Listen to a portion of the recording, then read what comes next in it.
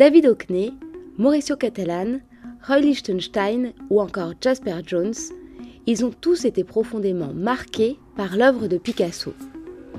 L'exposition Picassomania met en avant le dialogue qui a pu s'établir entre le maître espagnol et les artistes de la génération ultérieure. L'une des inventions les plus marquantes de Picasso reste le cubisme. Max Jacob, poète et grand ami de l'artiste, nous a donné les clés pour décrypter une œuvre cubiste. Commencez par regarder le tableau sans parti pris. Puis, prendre le temps de regarder l'œuvre comme une pierre taillée en observant toutes ses facettes.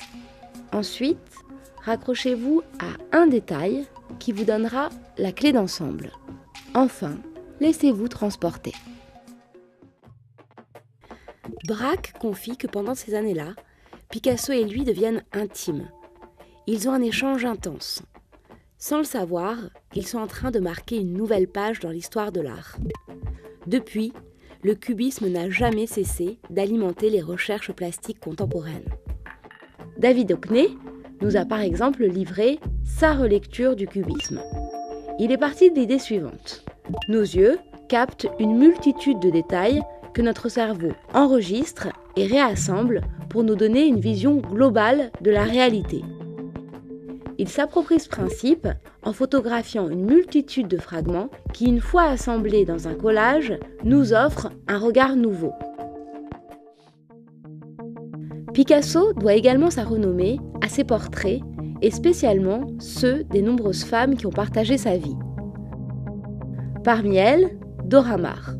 Peintre et photographe, elle fut l'une de ses plus grandes muses. En 1963, l'artiste pop art Lichtenstein revisite à sa manière l'un des portraits de Dora Maar. On retrouve le fauteuil, la robe, ses motifs et la tête chapeautée.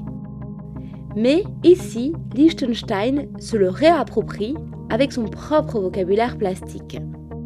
De manière générale, tous les artistes présents dans l'exposition, par leur relecture de l'œuvre de Picasso, contribuent à perpétuer l'héritage du maître espagnol, à mieux décrypter son univers et à ouvrir de nouvelles voies artistiques. Alors, qu'est-ce qu'on fait ?